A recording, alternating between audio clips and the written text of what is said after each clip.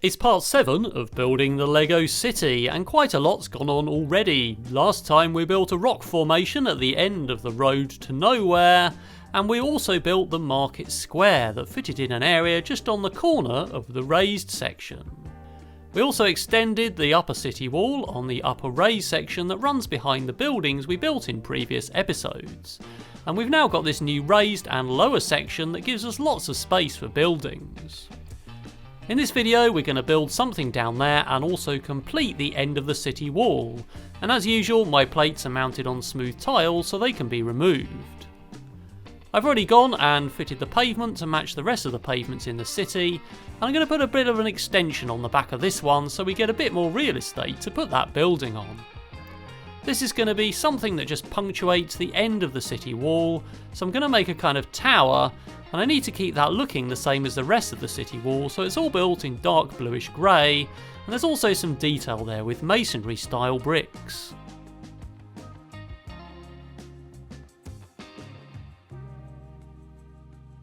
We already have some arches on the city wall at the other end in the park, so I'm going to continue with that aesthetic and have an archway here so we can see a little bit inside the building. So we're just going to build up either side of that before we get to the first floor. One side will be a flat roof terrace with a little wall around it, and the other side will continue up to the clock tower. There's no back on this building, so I'm just going to continue to build over the gap there with some bricks which will eventually overlap to make it nice and strong. There's also this overhang section to add a bit more character.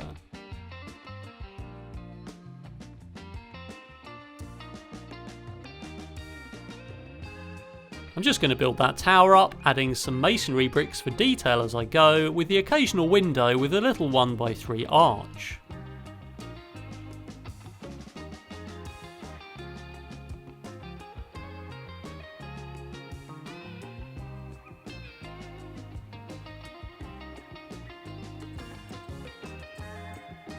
As the name would suggest, the top of the bell tower will have a bell in, although I'm not actually going to make a bell, but I'm going to leave some holes here to let the sound out if there was a bell in it.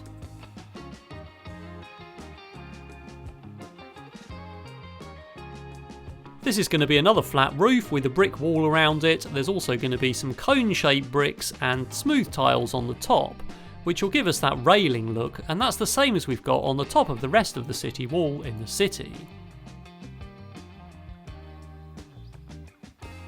And we just need to complete that with the same look and feel on the other flat roof section lower down.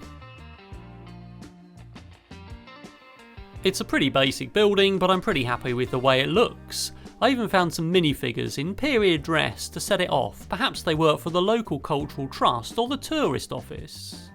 So we can drop that right back in on the end of the city wall, and I've also made 2 more bits of pavement so we can see what's coming, and there'll be more buildings in there in future episodes. Now it's time to turn our attention to the lower area where we're going to build one of our first industrial buildings.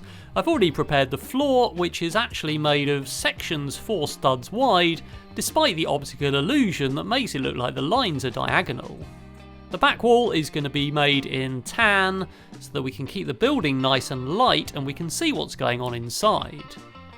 I'm going to add some modified bricks here so we can stick some details on, although it would be really hard to see those from the outside. I think I should probably do something about the internals for the buildings. The back and front of the building are going to be in dark bluish grey with a little back door so the minifigures can get in and out. Again, I'm adding a window there to let some more light in, although it's actually going to be facing the light bluish grey city wall.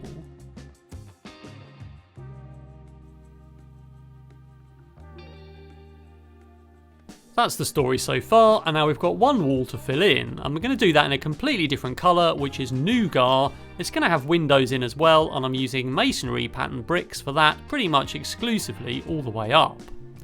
I've put lots and lots of windows in made of these big panels so we get lots of light in and we can see what's going on, and this wall is going to face forward towards the front of the actual layout of the city. We're going to have a sloped roof on this building with the lower part of the slope at the back, so I just need to build up some light bluish grey bricks to make sure that that fits on properly. The roof itself is made by 2x4 slopes, and I'm using inverted slopes on the back here to add lots of sections to make sure that I can fix it all together and it's nice and sturdy, because there's nothing underneath supporting it. Having built up lots of those sections, we can now see the entire roof. Again, I've left gaps here for skylights so we can let lots of light in and see what's going on inside.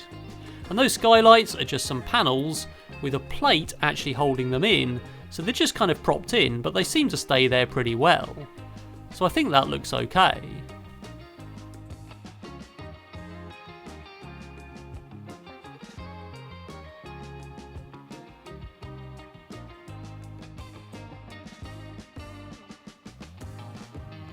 This is going to be a kind of garage building, so I've got the monster truck set and 3 dudes with 2 spanners and a computer terminal. And they seem to fit in there just nicely, and we can see through the big windows what's going on.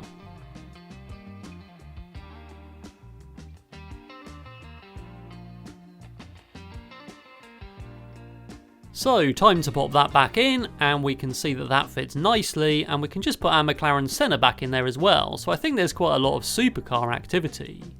They're going to need some explosive gas, of course, and a fence to stop them falling on the railway line, complete with 1 street lamp to illuminate the yard. If we scroll along the front here, we've got those tunnels with a couple of scenes in, and you can see more on Instagram. So I think that sets it off pretty nicely. We can drive our train past and it looks pretty industrial. The train still has nowhere to go though, so we have to reverse right back.